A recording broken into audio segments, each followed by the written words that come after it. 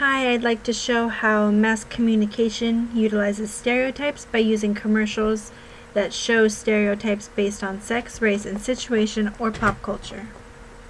We have, folks, a large pepperoni pizza. Here we start off in a traditional Italian restaurant with a stereotypical cute little girl. The little girl is portrayed as cute by giving her the same hairstyle that Shirley Temple became famous for, who was an icon for being a cute little girl. And a Pepsi, please? A Pepsi. Sure thing, Curly. Here you go, Cupcake. Thank you. Hey, come here. This music here is stereotypical of most gangster or Italian mobster movies, such as The Godfather and Sopranos.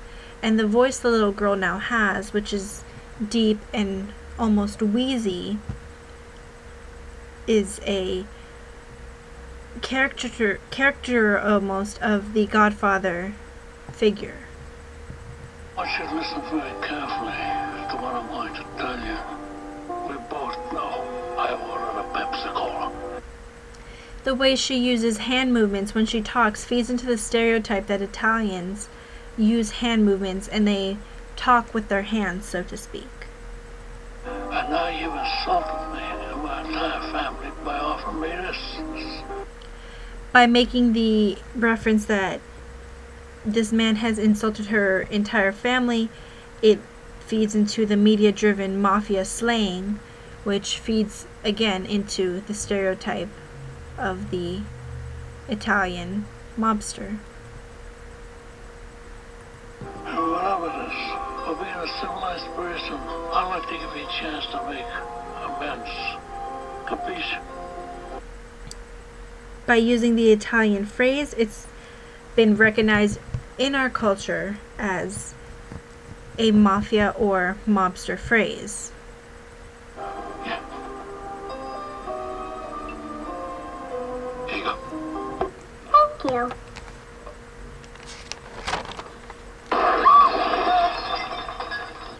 The sound of the gum popping alludes to that of a gunshot, and the reaction of the people also makes the audience feel that they too have led into the stereotype of the Italian mobster as shown by this little girl.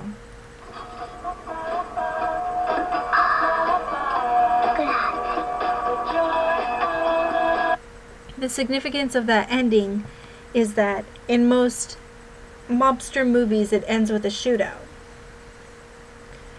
By setting up a stereotypical cute little girl, then adding the media-driven stereotype of a Italian mafia gangster, you create humor. Humor and the appeal to those who understand the stereotype and the pop culture reference create a selling point and catches the interest of potential buyers.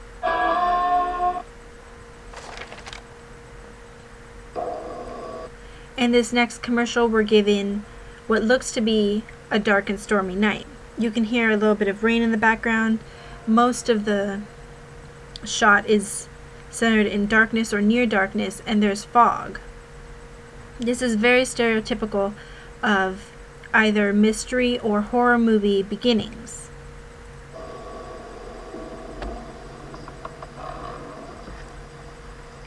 The creaking door and the scared old woman are also part of the character archetype used in horror movies.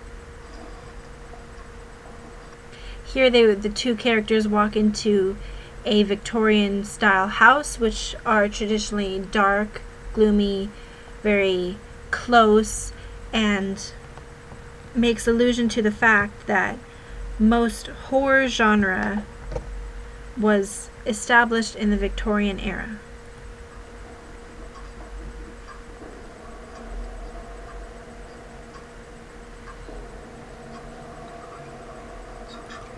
The man mumbling in fear leads to the gender role stereotype that men are traditionally the stronger of the two sexes, and something that has brought this man, who looks rather burly and strong to praying and mumbling makes the audience feel that whatever has happened or is about to happen is very terrifying.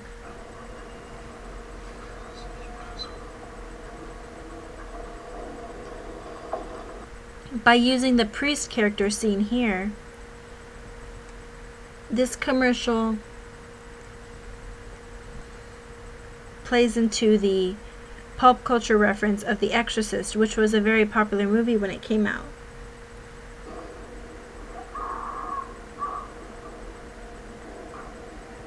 The screaming in the background sets you up for horror or for the anticipation of something horrific.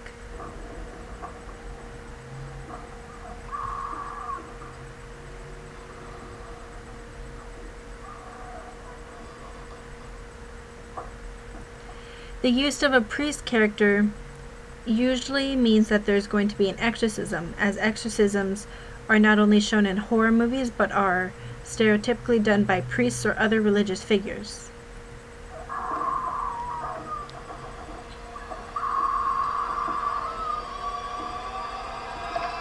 The music used here is extremely stereotypical of mainly horror movies, but also action and mystery movies in creating tension and suspense.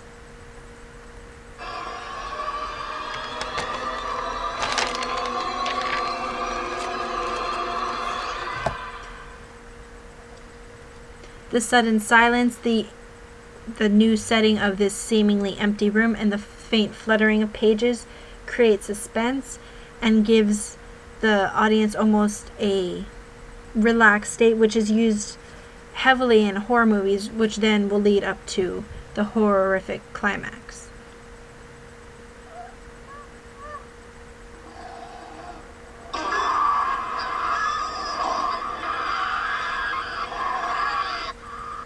The shutting door, the screaming girl, the fluttering lights, and the use of the flashing photography film effect is used in most horror movies and can be easily recognized as a horror movie tactic.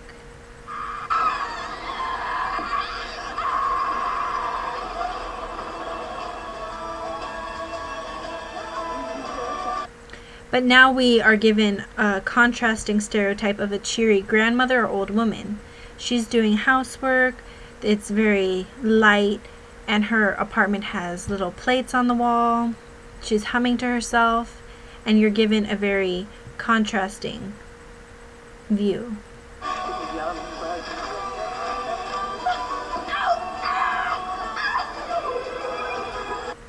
And you see now that it was in fact not a horror movie but meant as humor. The deviance from stereotype creates irony. By setting up a stereotypical horror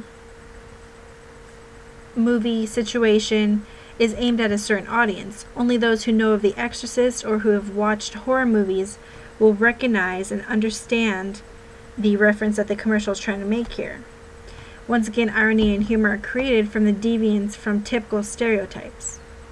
This appeals to buyers and makes the commercial memorable, so next time you go into a store, you'll remember this and want to buy the product.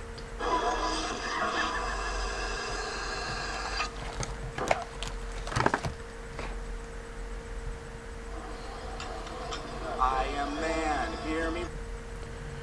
In this new commercial, we're given what looks to be a fancy restaurant.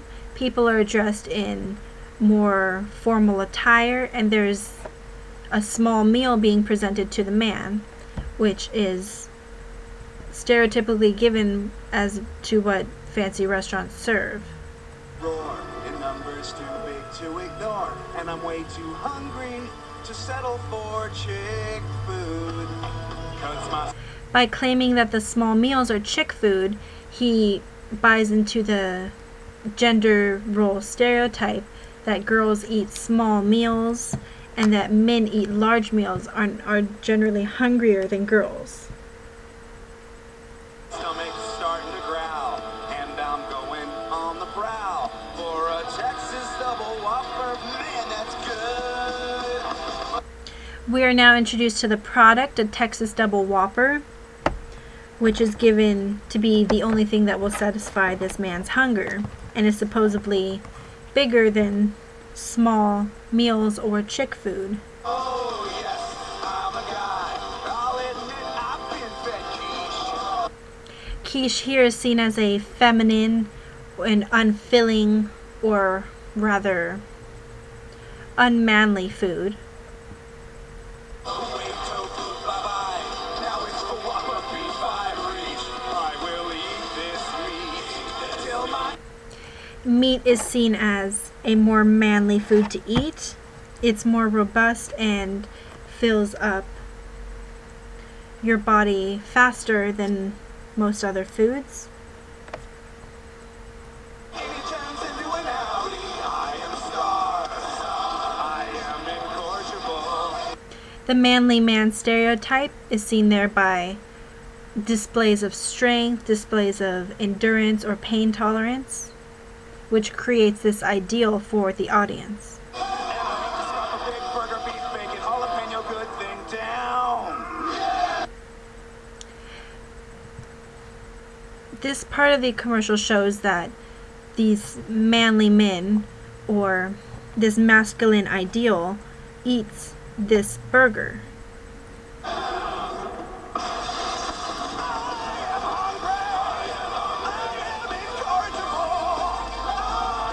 Extreme strength and hunger are seen as masculine attributes and feed into the manly man stereotype.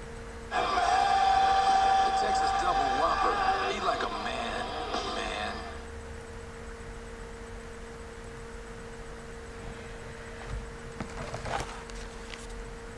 Alright, so this commercial appeals to the manly man stereotype that real men have hunger.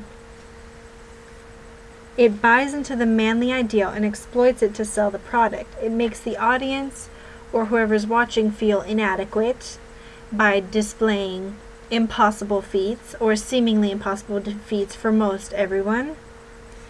It claims that because manly men are always hungry, they're only hungry for these burgers, or so the stereotype goes.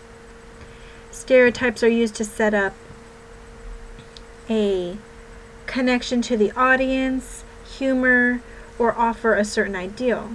These are typical marketing campaigns and techniques designed to sell the product as fast and as high quantity as the company can.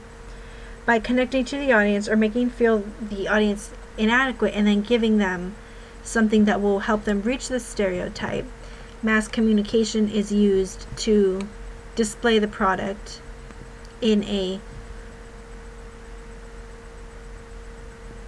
more memorable way.